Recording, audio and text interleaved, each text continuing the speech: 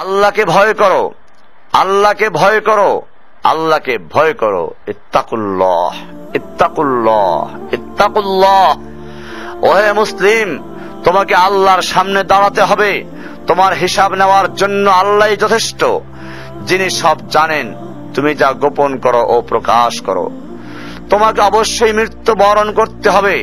যখন তুমি দুনিয়ার সব কিছু ছেড়ে চলে যাবে, শুধু তুমি আখিরাতের জন্য যা সঞ্চয় করেছো তা নিয়ে সাবধান হও তোমার শেষ আমলের ব্যাপারে।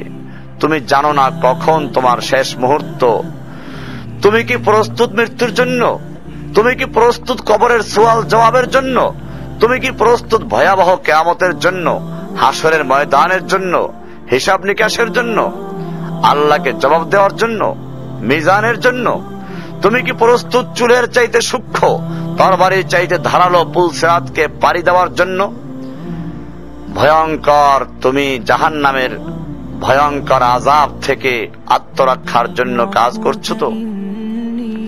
যার ইন্ধন মানুষ এবং পাথর, যার আগুন ভয়ঙ্কর উত্তাপ সম্পন্ন কালো বর্ণের, যা হৃদয় পর্যন্ত জ্বালিয়ে দেবে, এমন উত্তপ্ত পানি যা নাড়ি ভুঁড়িকে বের করে দিবে। রয়েছে খাবারের হিসাবে জাক্কুম ও গলিত পুঁজ। জাহান্নাম অসম্ভব গভীর ভয়াল জায়গা, কঠোর হৃদয় ফেরেশতারা নিযুক্ত, যেখানে শাস্তির মাত্রা বৃদ্ধির জন্য শরীরকে অনেক বড় করে দেওয়া হবে। চামড়াগুলো জ্বলে যাবে, বের হতে চাইবে, বের হতে পারবে না।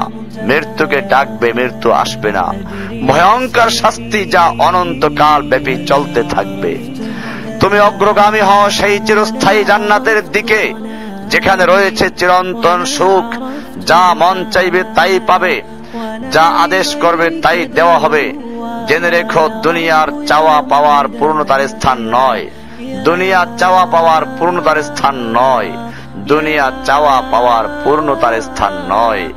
জান্নাতি হচ্ছে এমন জায়গা যা তোমার সব আকাঙ্ক্ষাকে পূর্ণ করে দেওয়া হবে।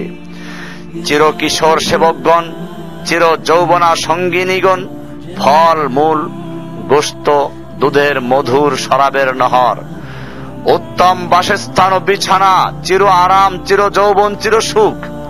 অসংখ্য নেয়ামতের মাঝে সবচেয়ে বড় নেয়ামত হবে তুমি আল্লাহকে দেখবে।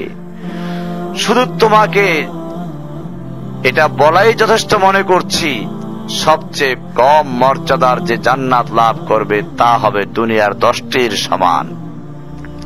সুতরাং হে মুসলিম, হে ভাই, আল্লাহ তোমার প্রতি রহম করুন। এই বার্তা তোমার কাছে পৌঁছার পর আশা করি তুমি তা তোমার পরিবর্তন এবং সংশোধনে যথেষ্ট হবে। গতানুগতিক চিঠি হিসাবে নিও না আমার এই পত্রকে, ফেলে দিও না। এটা ফেলে দেওয়ার নয়, আল্লাহর জন্য বলছি। এর দ্বারা নিজেদেরকে সংশোধনের চেষ্টা করো। আর তোমার অবস্থা যদি উত্তম হয় এর চেয়েও, যা উল্লেখ করলাম, আল্লাহর কাছে কামনা করি তোমাকে তিনি দৃঢ় রাখুন। মওত পর্যন্ত লেগে থাকো উত্তম ঈমান সহ। এটি আমার ওসিয়ত আমার ভাইদের প্রতি, যারা আমাকে ভালোবাসে আল্লাহর জন্য, যাদেরকে আমি আল্লাহর জন্য ভালোবাসি, যাদেরকে আমি আল্লাহওয়ালা হিসাবে গ্রহণ করেছি। আমি তাদের জন্য এই নসিহা দিচ্ছি।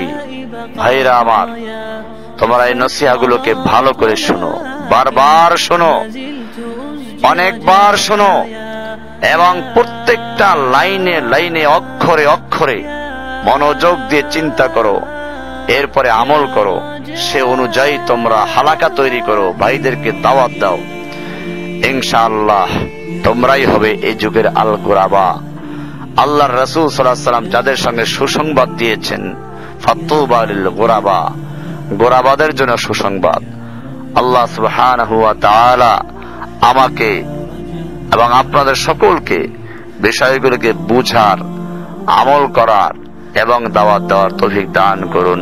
আমিন।